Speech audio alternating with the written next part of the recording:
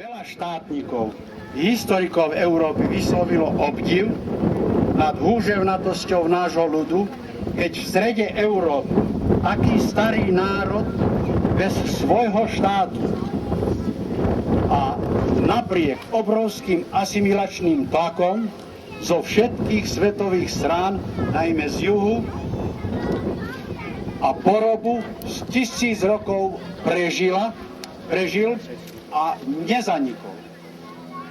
Hovorím to preto, aby sme sa z tejto histórie poučili a vedeli predísť tragédiám nášho národa, aby sme spoločne presadzovali a chránili práva a záujmy nášho národa, ďalej rozvíjať a vhodným spôsobom pripomínať hodnoty národného dedičstva aj spôsobom zapálenia vatry mieru a zvrchovanosti Slovenskej republiky, pri ktorej už tradične sa stretáme na sútoku Moravy a Dunaja, posvetnej to zemi našich predkov.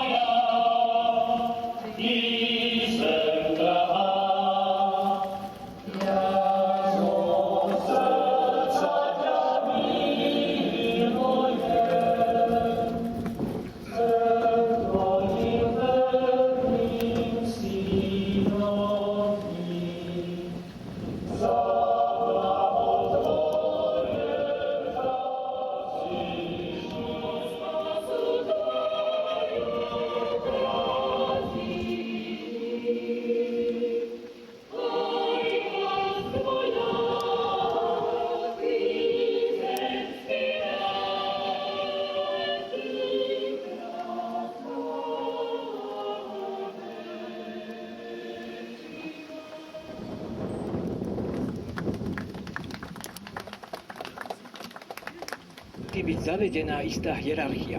Už tento deň, pamätný deň vyhlásenia Ústavy Slovenskej republiky, je predsa zakladajúci voči napríklad dňu osláv vzniku Slovenskej republiky.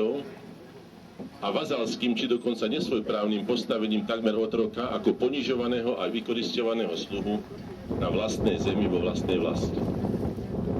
Počuli sme tu krásnu pieseň Hoj vlast moja. Si myslím, že už samotné slovo vlast, ktoré vychádza zo slovesa vlastniť, by malo všetkým vlastencom jasne hovoriť, že kto nevlastní, nemá ani vlast.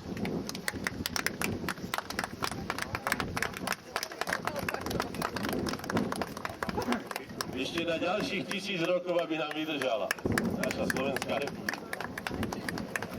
Aj menej. Poďme teda ďalej, aby sa začali.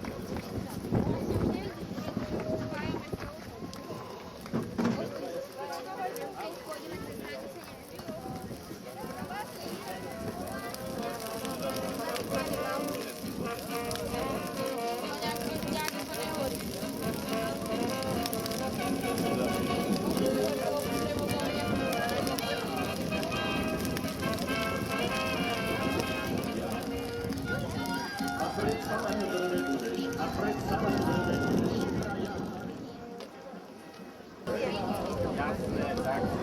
Tak poďte, jak sa tak...